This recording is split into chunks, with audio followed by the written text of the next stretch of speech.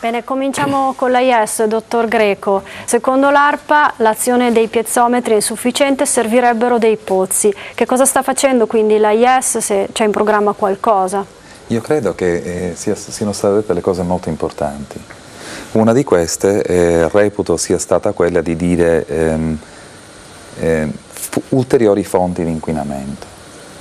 Io credo che da un punto di vista aziendale l'AIS, in un quadro un po' più ampio di adeguamenti tecnologici, nell'ambito di quelle che sono le fonti attive di inquinamento, abbia fatto passi giganti negli ultimi 24 mesi in particolare, in cui ci siamo dotati di tecnologie diverse, accreditate anche presso il Ministero, che permettono appunto l'individuazione di fonti attive, però in maniera più veloce, in maniera più precisa, con una frequenza maggiore. E questo è importantissimo, perché al di là di poter riuscire a pulire, la cosa importante è anche non aggiungere dell'altro. Certo. Quindi in questo l'AIS credo che si sia attivata in maniera anche abbastanza efficace. E questo tuttora ci sono delle attività in corso in cui ARPA, ASL e Comune sono a conoscenza. Per quanto riguarda quello che dice la nona campagna, facendo riferimento all'ottava, parla di 200 metri quadri di surnatante, la nona ne dice di 135. Siamo stati i primi noi a dire non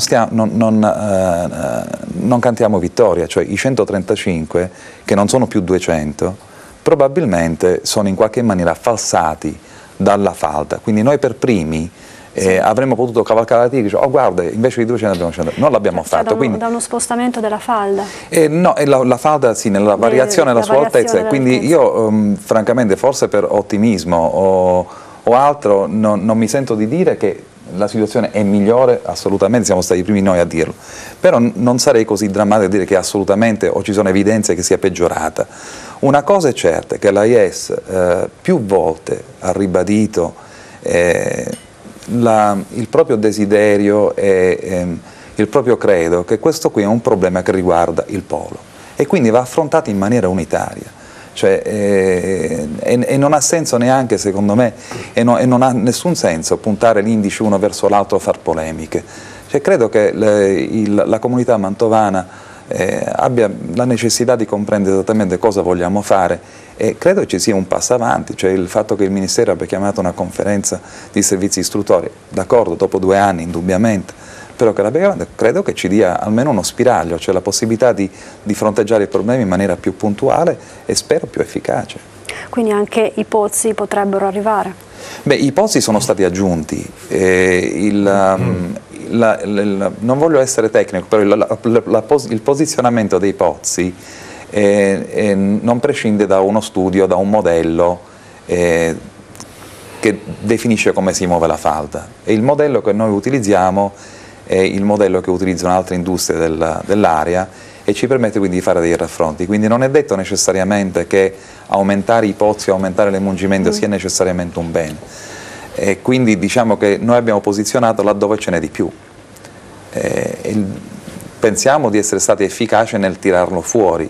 Il problema è che probabilmente bisogna affrontare un altro tema, cosa fare con quello che si estrae, che è un problema importante, o se si vuole continuare ad affrontare il problema come un problema di ordinario o straordinario. Questo è importante altrettanto, credo che il Ministero li debba decidere, e ci sono dei temi importanti su cosa fare di quello che si estrae dal sottosuolo. Quindi vedremo poi i risultati nel corso della 10ª campagna. Quando saranno? Penso fra un mese, credo, no? non oltre. Però volevo precisare, perché altrimenti i telespettatori fanno fatica a mettere a posto tutte le caselline. Sì.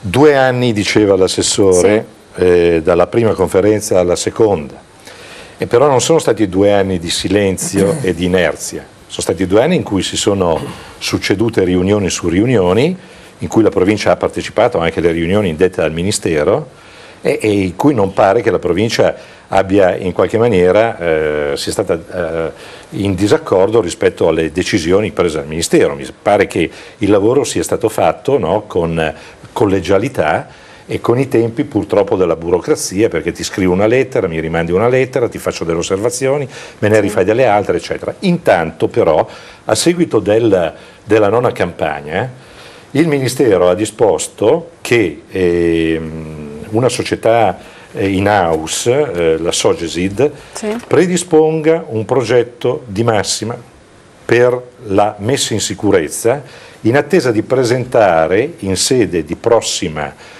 conferenza di servizi il progetto definitivo per la messa in sicurezza dell'area IES Belleli relativa appunto alle acque, al surnatante che c'è sotto, no?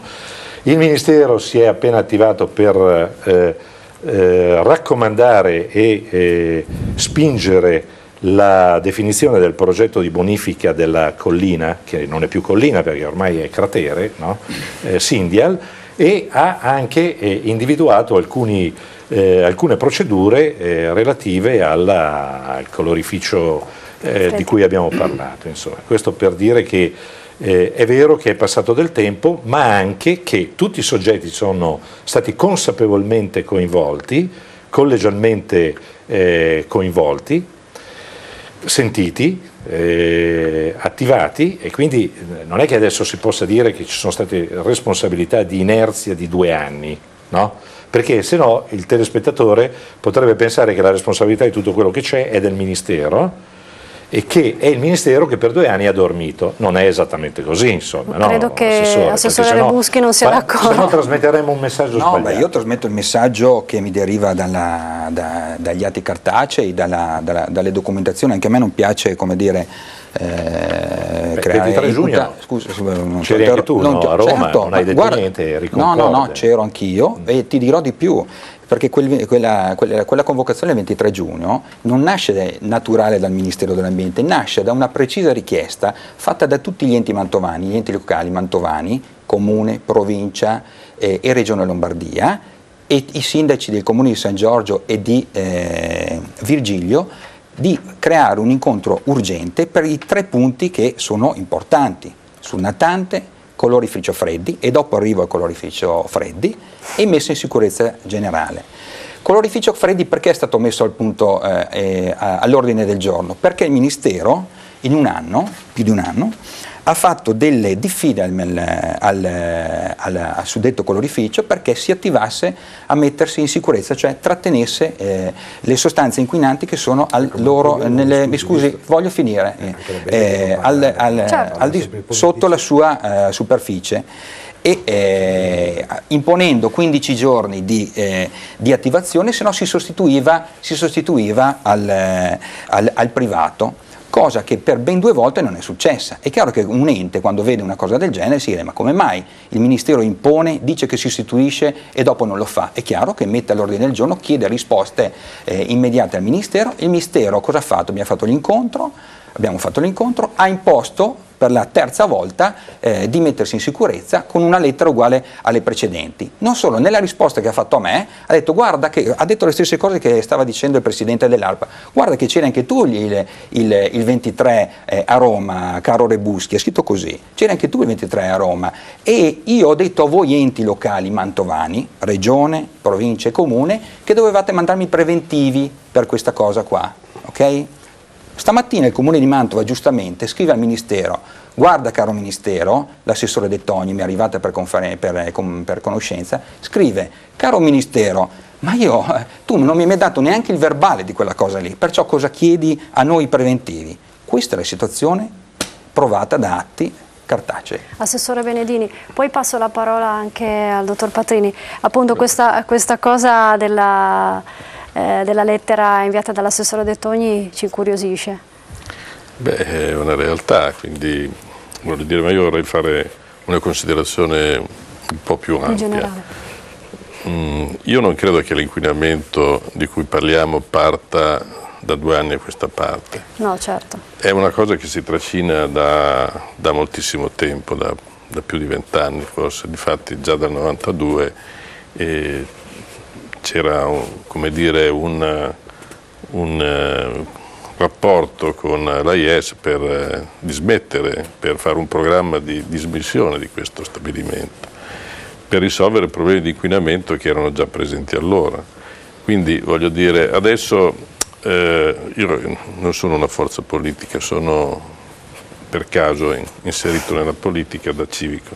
E rappresento, nella mia testa penso quello che pensa un cittadino qualsiasi che si domanda: ma è possibile che dopo 20 anni la politica non sia riuscita a risolvere un problema che tutti conoscono, tutti dovrebbero sapere come fare a risolvere, però non se ne viene fuori?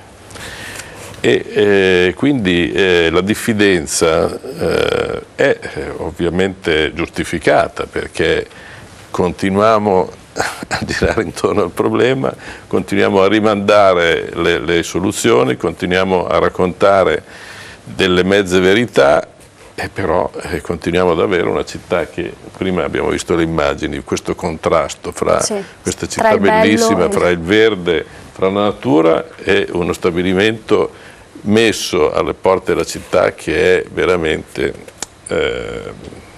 in contraddizione. Allora c'è da chiedersi anche perché tutti siamo così, vogliamo giustificare la nostra posizione, no? Però mi sembra che ci siano delle situazioni critiche che è difficile sostenere, perché per esempio l'AIS avrebbe dovuto, prima di attivare questi nuovi impianti, assolvere un impegno assunto con il Ministero dei Beni Culturali per mitigare, perché anche l'aspetto visivo, l'inquinamento visivo ha una sua importanza, soprattutto per una città che non è una città prettamente industriale, una città dell'UNESCO, una città che fa della cultura, che fa delle sue bellezze architettoniche naturali, naturalistiche, il must è la cosa più importante. Allora se io entro in città dalla parte di Mantova a nord, rimango scioccato, perché mi viene l'istinto di fermarmi, tornare indietro, non sto andando nella città che speravo di vedere. Però questo polo industriale c'è? Sì, c'è, però voglio dire, allora perché la buona volontà non c'è la buona volontà? Come si fa a credere nella buona volontà di risolvere le questioni quando nemmeno per mitigare l'aspetto visivo si riescono? Scusi, questa è una realtà. La lettera del Ministero, l'impegno assunto col Ministero. L'impegno assunto c'è. Io condivido. No, ma la realtà è lì, non è che devo perdonarla, non sono io che devo perdonarla. Architetto, ognuno avete fatto le opere di mitigazione? Sì. No, sì, avete fatte, non ci sono, scusi. Se mi dà la quello che intendevo dire, non si può prescindere, secondo me, nel mio modo di vedere, che esistono possibilità di sviluppo sostenibile. Non l'ho inventato io, non è la prima volta che si dice. Sul discorso della mitigazione, lei sicuramente avrà preso visione del progetto che era presso l'Università Politecnico di Milano, che è stato curato da Mauro Bianconi, in cui l'AIS, piuttosto che limitarsi al traliccio della torcia piuttosto che al cammino, ha fatto una cosa molto più ampia, spendendo molti più soldi di quelli che erano previsti, e ha ampliato lo scopo, adesso, quando avrebbe dovuto farlo 2 anni fa, avrebbe dovuto realizzarlo. Scusi, ma lei ma perché vuole andare contro la realtà? È lì da vedere, non c'è. Scusi, che cosa vuole raccontarmi? Che lo farete? Ma assolutamente, è stato preparato il piano di budget, è stato rivisto ancora con l'Università per stabilire qual era la soluzione migliore. Non riempitevi la bocca con l'università, perché in realtà l'avete affidato a una persona dell'università che insieme agli studenti sta cercando di mettere delle piante attorno allo stabilimento. Non è solo quello. Guardi, io l'ho visto e quindi mi Dottor Greco, quali saranno i tempi di questo? Sull'inquinamento, certo, questa trasmissione, quindi le piante della IES a me personalmente